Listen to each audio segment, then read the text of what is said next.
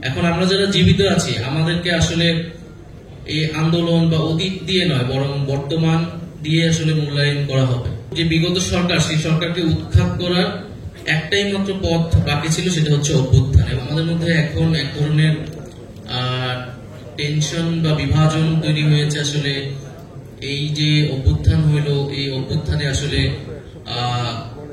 Stake holder গুলোর কার কতটুকু ভূমিকা ছিল, কোন কোন দলের কি ভূমিকা ছিল, এই একটা ন্যারেটিভ এখন বিভিন্ন জায়গা থেকে আসতেছে বা সবাই এটাকে ক্লেম করার চেষ্টা করছে।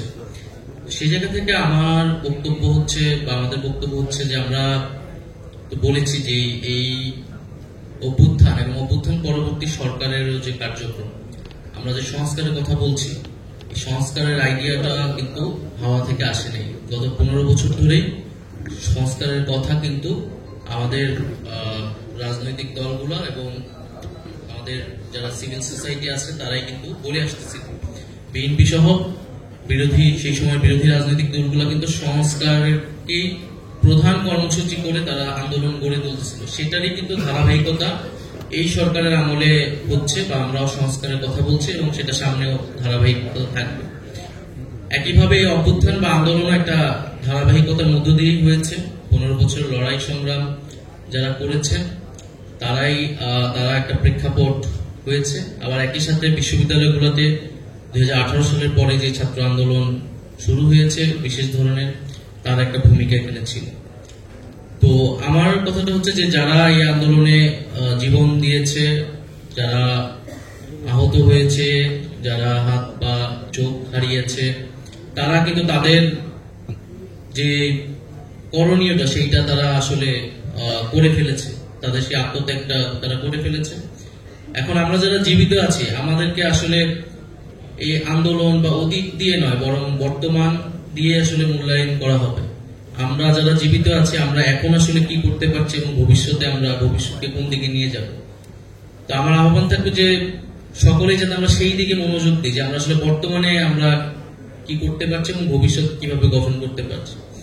দ্বিতীয়ত হচ্ছে আমাদের বিগত রেজিমের একটা মৌলিক সমস্যার জায়গাটা ছিল যে ক্ষমতা হস্তান্তর, যে একটা গণতান্ত্রিক প্রক্রিয়ায় একটা গণতান্ত্রিক রাষ্ট্রে যেইভাবে ক্ষমতা হস্তান্তর হতে পারে এক রাজনৈতিক দল থেকে আরেক রাজনৈতিক দল বা সরকারের পরিবর্তন, সেই সকল পথ আসলে বন্ধ করে দেওয়া হয়েছে। সংবিধানকে ব্যবহার করে আরো নানান কায়দা করে রাষ্ট্রীয় প্রতিষ্ঠানগুলোকে দখল করে, ফলে ক্ষমতা হস্তান্তরের কিন্তু কোনো গণতান্ত্রিক প্রক্রিয়া আসলে ছিল না। ফলে যে বিগত সরকার সেই সরকারকে উৎখাত করার একটাই মাত্র পথ বাকি ছিল, সেটা হচ্ছে অভ্যুত্থান। এবং অভ্যুত্থানের মধ্য দিয়েই সরকারের পতন ঘটেছে। এখন আমাদের সামনের যে এই যে একটা চ্যালেঞ্জ আমরা মোকাবেলা আমাদেরকে করতে হয়েছে, এবং বিভিন্ন সময় আসলে এই নির্বাচনকালীন সময়ে ক্ষমতা হস্তান্তরের এই প্রক্রিয়াটাতে একটা টেনশন আমাদের এখানে তৈরি হয় এবং আমাদের নির্বাচন ব্যবস্থা থেকে শুরু করে যে আরো প্রতিষ্ঠানগুলো সেখানে প্রয়োজন, সেই প্রতিষ্ঠানগুলো শক্তিশালী হয়। ফলে আমরা চাচ্ছি যে সামনের যে বাংলাদেশ, সেইখানে সেই যে ক্ষমতা হস্তান্তরের প্রক্রিয়াটা যাতে সুষ্ঠুভাবে হয়, গণতান্ত্রিক ভাবে আমরা করতে পারি। কারণ বাংলাদেশের মানুষ কিন্তু বারবার আন্দোলন করেছে, রক্ত দিয়েছে, কিন্তু এই সমস্যার সমাধান হয়নি।